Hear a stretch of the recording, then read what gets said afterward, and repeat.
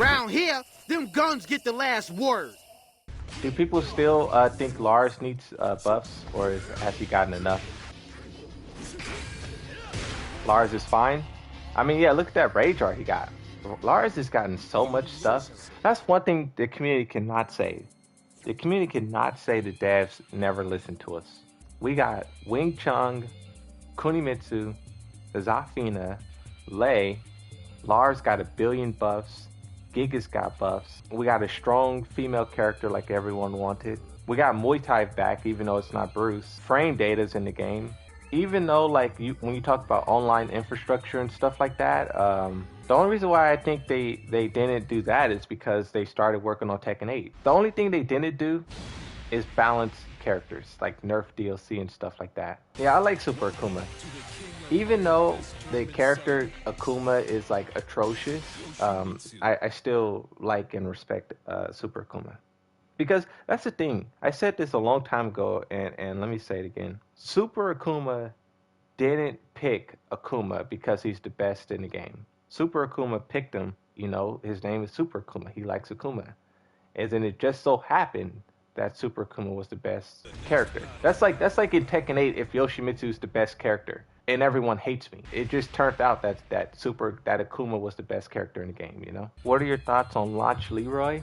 Launch Leroy definitely was an experiment to see what the devs were trying to see what they could get away with. Like it's been said already, but like they saw the kind of hype that character was generating, and they wanted people to feel the power once he released. And honestly, they got saved by the pandemic. The pandemic saved them. If the pandemic didn't literally shut down everything for like 2 years, Fakuram and Leroy would have dominated. Right after Evo Japan, when we had the 1,000,000 Leroys, the 1,000 Leroys, everything went away. Everything got shut down. So we really didn't get to see Leroy Smith dominate like he was supposed to. They got lucky. After the pandemic and stuff was over, Lita was out by then. But yeah, they were trying to test and see what they could get away with. I mean, they tried it. I think they figured it out though. Leroy Smith was the first test to see what they can do. Fakuram, they tried it a little bit more. But then with Kunimitsu and Lita, I think they figured out how to make a character broken, but also convince people that they're balanced. Because what made Leroy Smith and Fakuram so like OP was that they were OP online, but they were also OP in tournaments. Lita and Kunimitsu, even though I would say they're tournament viable, it's like, what do I know? I'm not a tournament player, Well, the thing about Lita and Kunimitsu, they're not really tournament viable. But on the other side of that, Kunimitsu and Lita, they are gods online. For the past 3 years, they had the best win rate. Or how long have they been out? 2 years? Almost 2 years? They have the best win rate in the game. And them being weak online or weak in tournaments convince people that they are actually weak characters when that's farthest from the truth. Like, one of the videos that I'm working on today, it's a perfect video. I'm using clips of Mayman Sweet and him talking about Lita when she first came out. And then I use another clip of him like from 3 months ago talking about her now. And you can see his opinion and how the developers tricked the community. He got tricked. He believed Lita was balanced when she first came out. He said she's mid-tier. And then fast forward 3 months, he's calling her broken pay-to-win DLC. The developers testing how much they can make these characters powerful with the community not noticing. Leroy Smith overshot it so much. Leroy Smith, they pushed it too far. They ruined it. But then Kunimitsu, they learned, okay, tournament players, they like this. They like down 4-2 mix-ups. They like safe. They like all these things. So if we don't give Kunimitsu that, but we give her fast recovery, guaranteed follow-ups, damage, mix-ups, everything else that does well in online, then boom, you're good to go. What I'm really interested to see in Tekken 8 is how much more the developers will get away with. Because at this point in time, right, the last 6 DLC characters are all overpowered. And you can even go back further. You could go back to Julia, Marduk, and those characters. But Ganryu, overpowered. Zafina, overpowered. Lita, Kunimitsu, Fakuram, all of them are overpowered. And in Tekken 8, The only way they won't be overpowered is if the developers, or not the developers, the community has to be the ones to say, hey, you guys are doing that Tekken 7 stuff again. We don't like that. Hey, we see you trying to make these characters overpowered. We don't want that at Tekken 8. But the thing too, what the community does, the community likes a character, right? Like when a character first releases, people are like, oh, this character is so cool. Like I want to play this character. So when they see someone talking bad, like, oh, this character is so OP, so this, their first instinct is to defend it because they like the character. They're defending the character they like. And that also is a problem. Like Lita, when she first came out, a lot of people, I got so much pushback for talking about Lita, but now it's like it's known that she's how powerful she is. It's called the honeymoon phase, when like something first releases and it sucks, but it takes you a second to realize. It's called the honeymoon phase. You're so in love with the product that you just received that you can't actually determine its value, its worth. I mean, I kind of want to give Tekken fans the benefit of the doubt because we were blindsided, No one expected Leroy Smith to be that, and then Fakamon.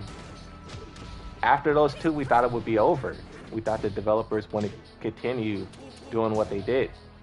But with Kunimitsu and Lita, they did. Like now we know that they won't stop with the pay-to-win DLC. So we have to be the ones to stop them. Don't buy it. You can't complain that it's overpowered. Meanwhile, you're Tekken God Omega Lita in 3 days. You know what I mean? Yeah, Leroy Smith is such a broken character. You're Tekken God Prime with him. Like what? Whose side are you on? Whose side are you on? What? TYE says I would stop buying DLC, but I mean, yeah, it's tempting, It's like guaranteed wins. And also, even if you're not buying it for the wins, even if you just buy it because it's a cool character, it's hard to not buy a character that you think is cool, Like that's why I bought Leroy Smith and Fakamon and Kunimitsu and Lita. I liked all those characters to design. Woohoo! Oh my god. Hey, GG's, bro. GG. My character does not inflate my rank. They unlock my full potential. Hey, it's funny because that's like what people really be saying. People really would say something like that. Not OP, nobody gonna buy it. I disagree. I disagree with that. Armor King proves 100% that the DLC does not need to be overpowered for people to buy it. Armor King has never, ever been overpowered, and yet he's one of the most popular characters in the whole entire game. He's right now, he's almost more popular than King. Leroy Smith, before he released, people was the most excited for that character ever. They were not excited because he was going to be this god. He was going to be this super overpowered. No, they was excited because he was a cool design and it was a fighting style that a lot of people wanted. That argument that it needs to be overpowered is false. It is not true. It is not.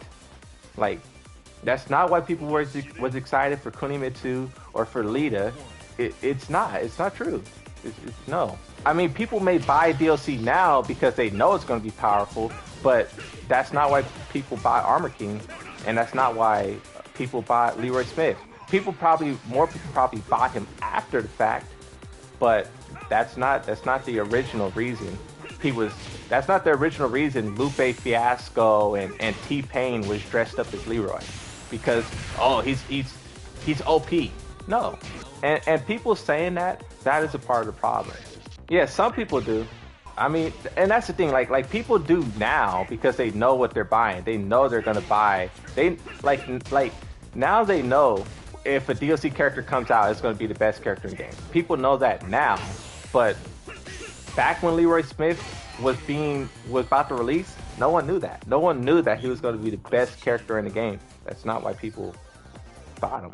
And even still, Armor King is one of the most popular characters in the game, and he's not OP. Even if you can argue against Leroy and Kunimitsu and all these things, you still have Armor King being the most popular character in the game. not overpowered. But there is a lot of people who do buy DLC for that reason. I mean, it's kind of like they unlocked a new community. It's like, why would you have someone buy this character because they like it when you could just have someone buy the character because they know it's powerful? It's like a different mind game. It's almost like a risk trying to. It's like, imagine trying to sell someone a car that they never seen before, and you hope they like it. You're gonna be like, no, I'm gonna make this car fast. I'm gonna put nitrous in it. I'm gonna make it look beautiful. It's gonna be the best car on the market, and they're gonna be forced to buy it. Why would you try to convince them to like it when you could just make it the best? That's what the developers started doing, and everyone knows it. So, I mean, you're not right or you're not wrong. It definitely turned into that, but that's not how it was. And like I said, I blame the community for that. The community is the ones who, this character is powerful, let me buy it. You can't buy, like I said, complaining about Leroy Smith being powerful, but at the same time, you're Tekken God Omega with the character. Whose side are you on at that point? Eris said it the best. This was when Leroy Smith first came out. And honestly, I think Leroy Smith and stuff is the reason why he stopped, but we're not going to go on that. But he said either you like Leroy or you don't like playing Tekken. Bro, that is the realest quote ever. And you could apply that for every DLC. Either you like the DLC or you don't like playing Tekken when the DLC comes out. That's just what it is. But even then, Tekken is the only ones who do this. Fighting, all the fighting games do it. But even if you go outside of fighting games, MOBAs, I think is it MOBA? What is League of Legends? Is League of Legends a MOBA? I don't know what League of Legends is, but League of Legends do it. Smite does it. Every time Smite, which is a game like I play a lot, every time they release a new character, it's stupid OP. And I don't play the game for like 3 weeks until they nerf it. Even Call of Duty, when they add a new gun into the game, that gun is the strongest gun and it flies everything. All of them do it. But the only thing is, Smite, you could get the character for free. You can also pay, but you can get the character for free. Call of Duty, you could get the character for free, but you can pay to unlock it faster. Fighting games, you can only pay to get it. There is no way to unlock it for free. That's what I think the difference is. All the other games, you can unlock it. In Tekken 8, I'm not buying no DLC. If Yoshimitsu isn't DLC himself, I'm not buying any DLC. And honestly, I would want Yoshimitsu to be DLC. If Yoshimitsu's DLC, he's going to be stupid overpowered. Yeah, I'll play Dragunov for a year, Brian Fury for a year, and when Yoshimitsu comes out, he's going to be the best character in the game. Like, that's the thing. A lot of people want their character to be on the base roster. I don't. I don't want Yoshimitsu to be on the base roster. I want him to be skipped, and I want him to show up as DLC. Because he's going to be a god. That's what I want. That's what I should tweet that at Harada. Don't put Yoshimitsu on the base roster. Save him for DLC. Harada's going to be like, what? When Fakaram got nerfed, there was a Fakaram player in the chat, and they were saying, like, I guess they were kind of upset, but I guess they were like, well, I guess I was just, well, you know what they said? They were like, I guess I was just used to how powerful he was. I guess I was just used to him being a broken character.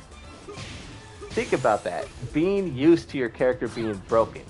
So once your character finally is like average level, you realize he's not that fun to play, and you switch. Bro, since Fakaram got nerfed, I only seen one Fakaram. That was it. I seen one Fakaram when I was live streaming, and I haven't seen any more since. I've been watching you for the past 30 minutes, and I agree with you. I mean, that makes me happy that someone agrees, you know? That's one thing about Tekken 7. Tekken 7 was a learning experience for all of us. The developers, the players. This is the first Tekken where we had updates, new characters added in, new moves. So we learned a whole lot, but we even have to make sure we apply that knowledge to Tekken 8, you know? That's when I'm like, all right. I really mean it when I say Lita and Kunimitsu is the reason why I don't like talking about balancing. Like, I'll talk about balancing in, like, live streams, but as for videos, I don't really talk about balancing that much because, I don't know, I feel like it's kind of pointless, you know?